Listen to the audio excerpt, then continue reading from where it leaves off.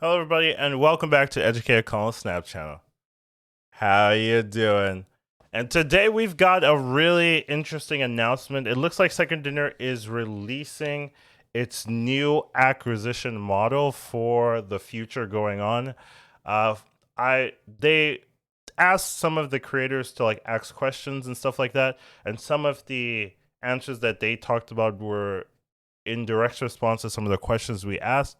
So we do have a little bit of a foresight, a little bit of thought. So hopefully I can try to explain this in a way that makes sense because I had a lot of questions. I asked like by far the most questions in that Q&A, just trying to make sure that it's helpful to players and that a lot of the things that aren't very noticeable are being addressed, being taken care of. So hopefully we can get through it and just kind of talk about it.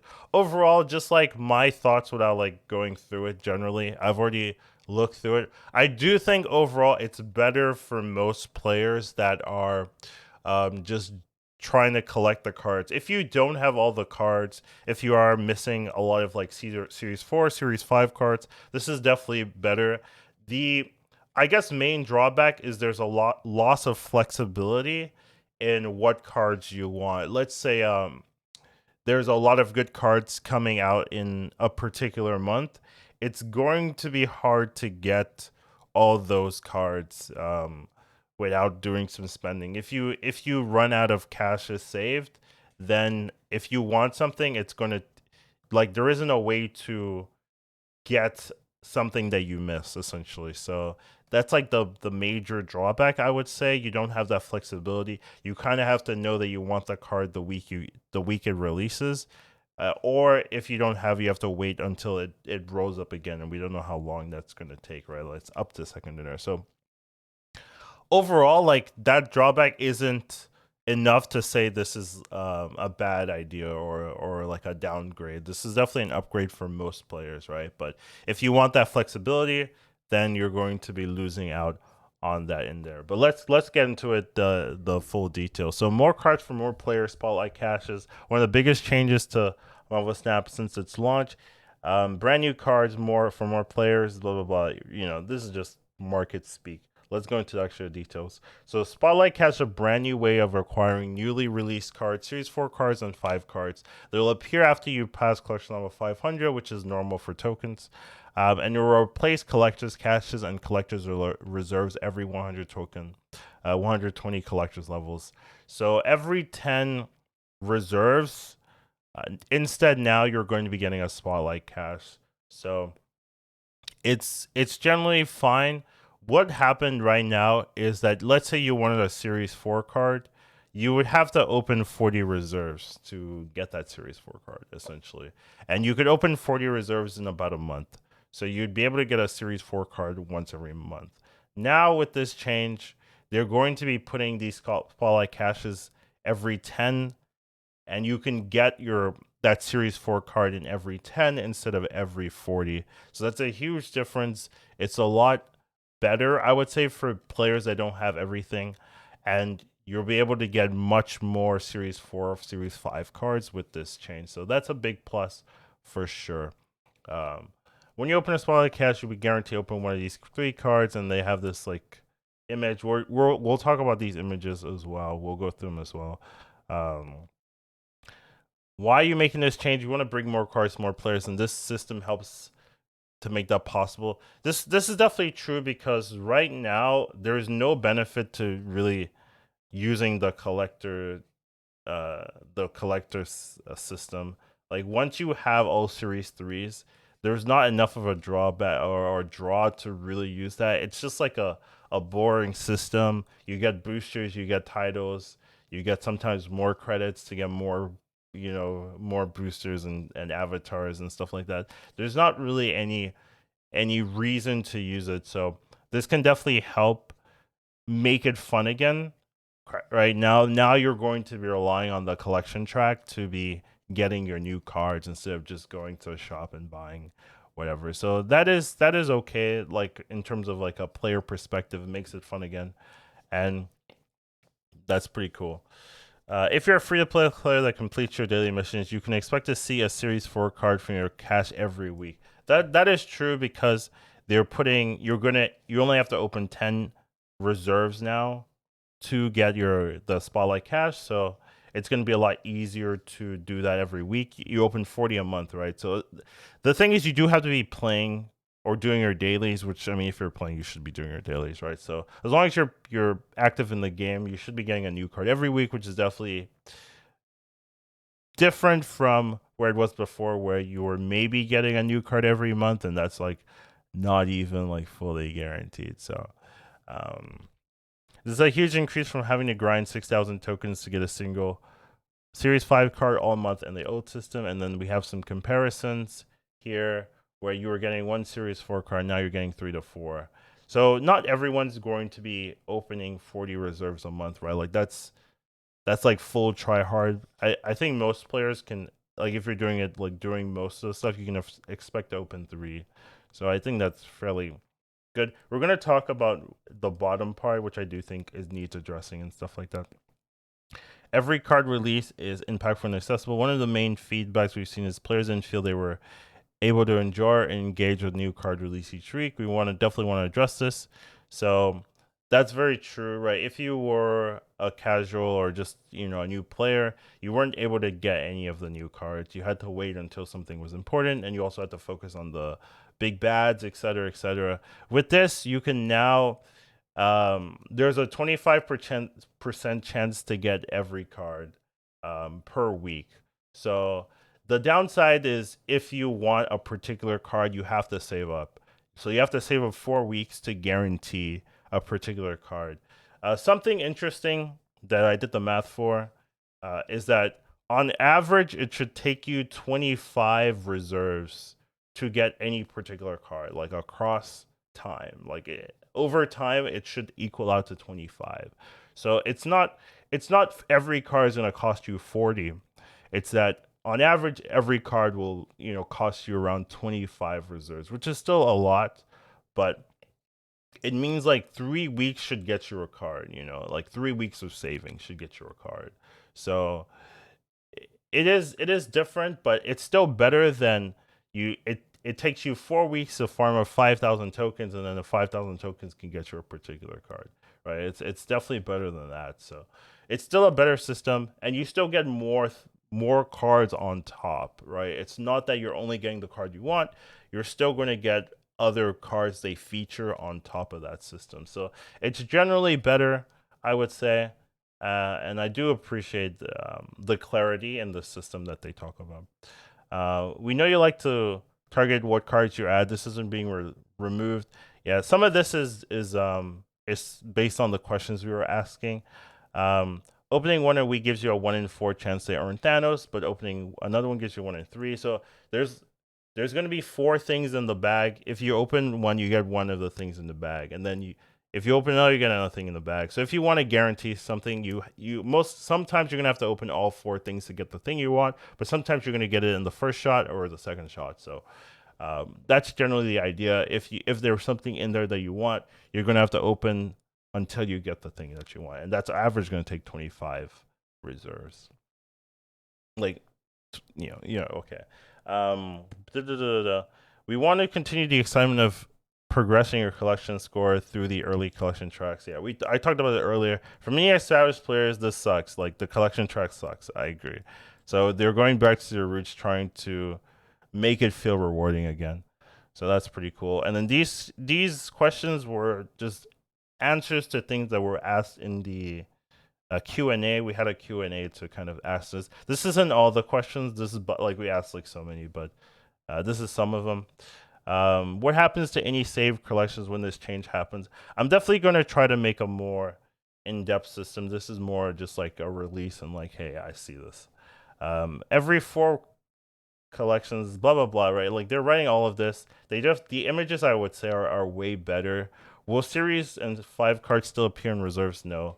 They're all moving to the cache. So another thing I asked them is the percentages. Is there going to be a preference for Series 4 cards and maybe a lack of Series 5s? There is a preference, but it's not like 1 to 10, which is what it was before in this old system. It might be 1 to 3 preference for Series 4 cards. So if you open 3 random ones, 2 of them might be Series 4, where the third one might be Series 5. So there is a preference for Series 4, but it's not as drastic as it was before. And then what we know about Series lol, okay. Whatever. What we know about Series Cash Rewards ahead of time, they're gonna give you a 2-week announcement period, so you have to plan around that. I guess with series drops, you have to plan around that 2-week announcement period, but they will tell you what's in the reserves at the start of the new season, so you're gonna know, oh, Thanos is in the 3rd week, or Null is in the 2nd week, etc., etc. So you'll be able to plan ahead and make sure that at least you have an idea of what's coming. Overall, I do think it's a good system, but we do want to talk about some of the images. I think the images will have a much clearer picture of what's actually going on. So let's get into those particular pictures. So every week there's a new Spotlight Cash with 4 cards, right? So here they have an example. Jean Grey, Null, Tribunal, and then a 25% chance. So those 4 things will be in there. And then every time you open a cache, you pull out of the 4. So you might get Jean Grey, then you might get Null, then you might get Living Tribunal, and then you might get the random. And once you open it, all of the rewards are there. So here's the random 4/5 open at Thanos that's like in there. But I asked about this random chance, right? Is it going to prioritize Series 4 cards? And the answer is yes. It's going to prioritize Series 4 cards, but it's not a huge prioritization. So it's not going to be like you're barely ever going to get a Series 5. It might be like 66% chance you get a Series 4 and then 33% chance you get a Series 5. So that's still pretty good. And I would prefer it this way because let's say there was like no preference for Series 4 or Series 5. It basically means that the series system doesn't matter at all, right? Like if there was no prioritization, like, oh, then it doesn't really matter because you're likely just to get a Series 5 just then you already get a Series 4. So this does mean that Series 5s are still have a premium, but definitely not as much as before. The notion that, oh, it's a Series 5 card that's going to be rare is not really going to last with the system. So that's definitely something interesting there. And then another thing is that if you have the card already, so let's say you already have Null, right? That doesn't mean that you can pull Null here.